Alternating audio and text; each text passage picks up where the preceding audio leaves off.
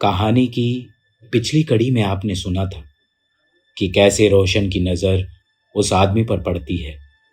अब आगे रोशन रुमाल को उस आईने से हटाकर उसे आदमी की तरफ मोड़ने लगता है कि तभी उसकी नजर उस आदमी के चेहरे पर पड़ती है और वो चेहरा देखते ही उसका दिल मानो रुक सा जाता है।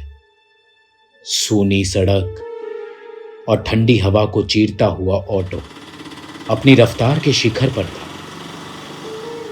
रोशन के हाथ पैरों ने काम करना ही बंद कर दिया था। ना हाथों से ऑटो का हैंडल संभाला गया और पैर तो लगभग सुन्न से पड़ गए। उसने आईने में देखा कि पीछे बैठे उस आदमी की दोनों आंखें ही नहीं हैं। आदमी के मुंह से खून टपक रहा था, जो देखने में ऐसा लगता जैसे उसने किसी को मार कर खाया हो। दांत इतने नोकीले और बड़े कि किसी की भी देखकर चीख निकल जाए। काले कोट में बैठा वो शख्स असल में इंसान की जगह कोई हैवान था। यह भयानक मंजर देखने के बाद रोशन खुद को जैसे तैसे संभालता है, लेकिन पता नहीं कैसे उस आदमी को यह पता चल जाता है कि रोशन की नजरों ने उसका चेहरा देख लिया है। आज तुम इतने घबराए हुए क्यों दिख रहे हो? कुछ देख लिया क्या तुमने? आदमी बोलता है।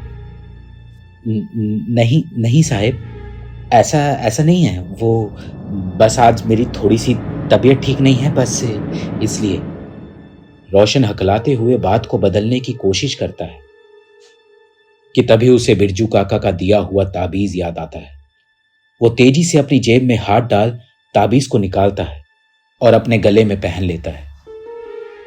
इधर उस आदमी का हाथ धीरे धीरे रोशन के गले की तरफ बढ़ता है कि तभी उसकी नजर गले में पड़े ताबीज पर पड़ती है और अचानक वो बढ़ता हुआ हाथ थम सा जाता है। ताबीज की अनदेखी शक्तियों के प्रकोप से वो हाथ आगे ही नहीं बढ़ पाते और इस बात का आभास उस शख्स को भी हो गया था। ऑटो का ब्रेक लगते ही रोशन घबराते हुए बोलता है, साहब, हम शमशान पहुंच गए। कल भी आना है क्या? वो आदमी अपनी जेब से पैसे निकाल उसे पकड़ाता है और बिना कुछ बोले शमशान की तरफ बढ़ जाता है। इधर बिल्कुल शून्य से बैठे रोशन के दिमाग में सिर्फ एक बात चल रही है, आखिर ये शख्स शमशान में ऐसा क्या करता है?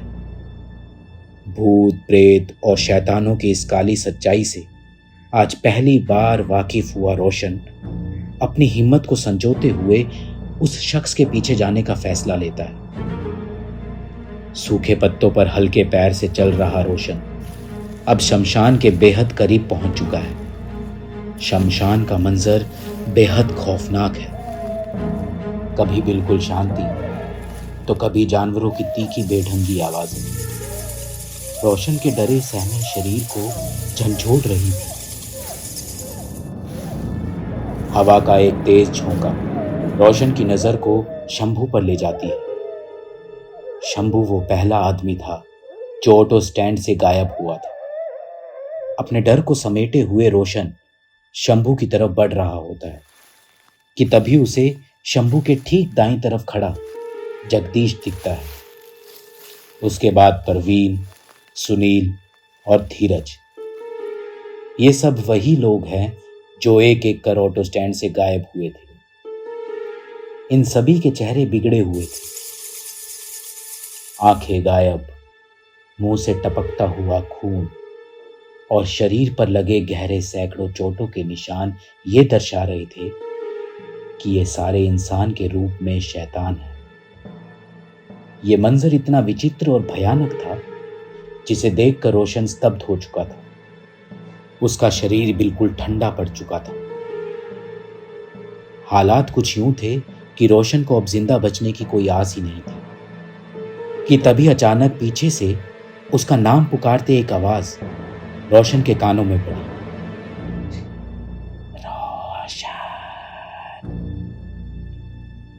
डरा सहमा रोशन जैसे ही पीछे मुड़ता है सामने काला कोट और चेहरे से टपकते खून में मुस्कुराता उसे वो शख्स दिखाई देता है।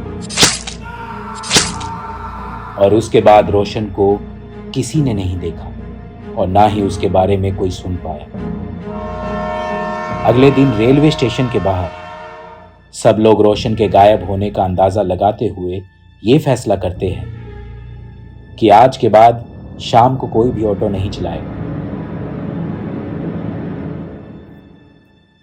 और इसी वजह से उस दिन से लेकर आज तक बिहार के शेष नगर में कोई ऑटो वाला सूरज ढलने के बाद ऑटो चलाता नहीं दिखाई देता। आप लोगों को क्या लगता है कि रोशन के साथ ऐसा क्या हुआ होगा जिसकी वजह से वो कभी किसी को दोबारा नहीं दिखा? हमें कमेंट बॉक्स में ज़रूर बताएं और ऐसी ही मज़ेदार कहानियाँ सुनने के लिए हमारे चैनल किस्सा को सब्सक्राइब करें।